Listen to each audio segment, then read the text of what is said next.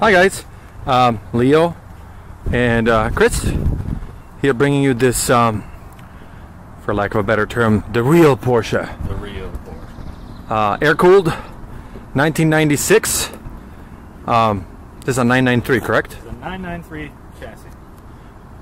This is a car that we've actually known for a long time. It currently has 49,000 miles and change, and we sold it twice, I believe. First time being at 21,000 miles, second one at 26,000 miles, and that being the last owner that kept it for the longest, basically half of the life of this car. Ample records for the maintenance of the car.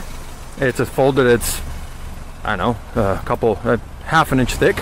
The top is brand new, 2000, I believe it was March 2013. We'll show you more of that later. I would say paint is original, right? Paint is original.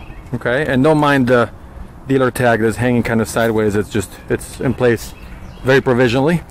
No blemishes that I can see on the paint, although obviously it has some aging, but that's part of the patina of a car that, you know, 1996 doesn't sound like being that old, but she's almost 20 years old. And gorgeous car. Gorgeous car. Cross-trail rotors. Some of the Porsche files will notice the silver calipers. This is denotes the Carrera 4. It's an all-wheel drive.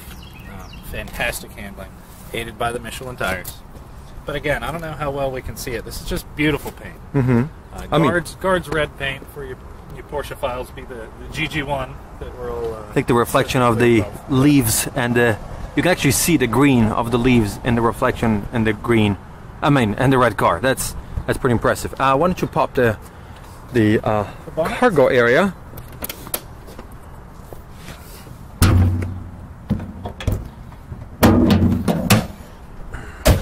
Oh, well, it's a good sign.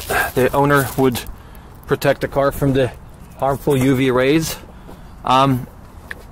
Keep in mind, this is done by Porsche at a time where they were not quite as big as they are today. This is still kind of a hand-built car, hence the... largely hand-built, a little bit of a boutique car. Right. At the time, in 96, they really only had 2, maybe 3 main models, and the third one was very, very limited production. The stuff you want to see, original stickers on the fenders.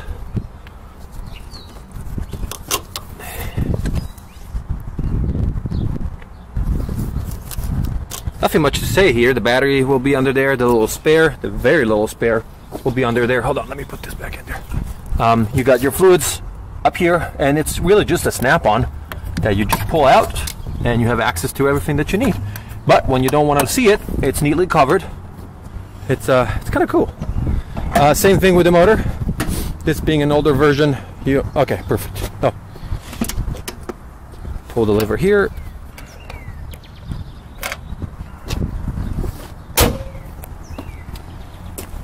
Not much to see in an air-cooled Porsche, or any Porsche for that matter, really. But we've got the legendary air-cooled Boxer 6-cylinder. As Leo mentioned, very well maintained. Cold air intake. I'll try and get the camera to show the original stickers. And I believe in the receipts, I know that these were fairly well known for having mass airflow sensors that were a little twitchy, so this has an aftermarket one, which should help with the everyday driving. Great torquey 3.6 liter flat six. We saw the wing deploy earlier. You can manually move it, or it will deploy by itself. Bottom line, I don't think there's much less to be said about this car, because typically the person interested in this kind of car will know a lot about Porsches.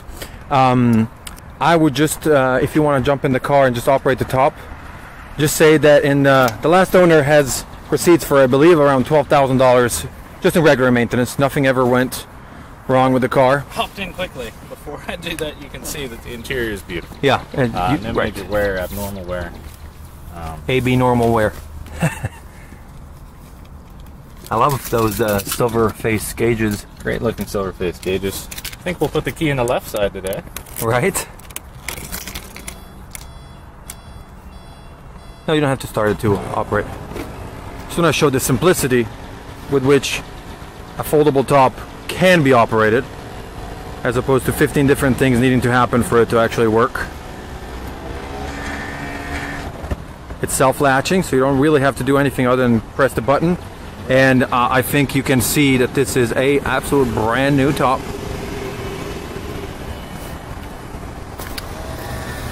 It has an aftermarket subwoofer added to it, just to get a little bit more kick out of the original stereo, which is still in place in the car. And you can control the frequency over here. It has upgraded speakers, but the head unit is very much original. It's an AC car. I don't think there's much else to say. It has a booth cover. It has the wind stopper that you can put behind you if you're driving solo or two up. And awesome little car. Good mileage, good history, good provenance. As I said, we've known the car for the last 30,000 miles of its life, and that's really all you want to know. Hope you guys enjoyed it. I hope you liked the little part where we're driving it.